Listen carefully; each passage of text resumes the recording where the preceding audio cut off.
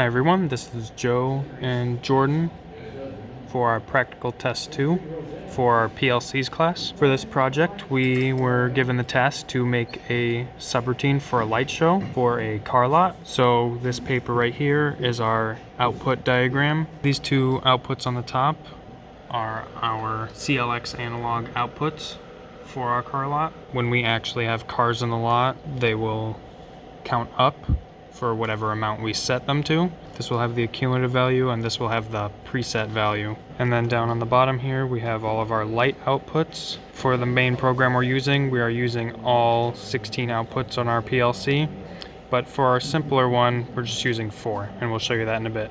So right here is our actual PLC program. Up at the top we just have our lot full coming into our first timer.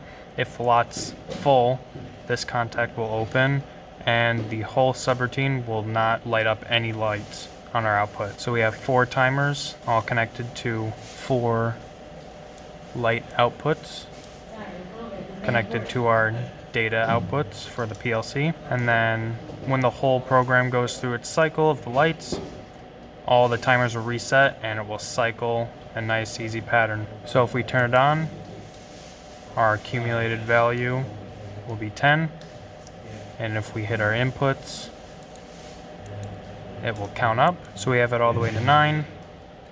Over here is our lights, so you can see they're pretty fancy. And then if we go to 10, our program will stop and our lights will stop. And then if we go back down, it will go back to lighting up. So here we have a more advanced version of the program, which has a bit more lights on it. We're using all 16 outputs on the PLC in a clockwise rotation to try to have it simulate lights that would be on the outside of a sign. So here we have our main routine where we have 2 different jumps to the subroutines. The subroutine for the car counter isn't important for the moment.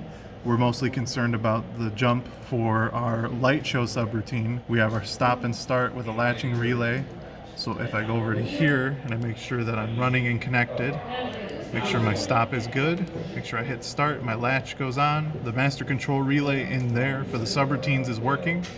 If we go over to our light show subroutine, we're checking to see if our lot is full. If it is indeed full, our timer will not time. And then if our lot is full, it also will turn off this part right here for the first rung, because the way I'm comparing the values on the timer, if the timer is at 0, the first light would be lit just based on the way that this logic is seeing if it's 0 or 100 or 200. So I'm just making sure that all my lights turn off whenever I get to 10 cars in the lot. All of the rungs that we have here are all just comparing between a couple different set values in increments of 100 milliseconds apiece. So we're checking if it's greater than for one of the bits, and we're checking if it's less than for the rest of them. So it keeps going up and it goes higher and higher. And as we go down the rung, it keeps going up and increasing the amount for our outputs.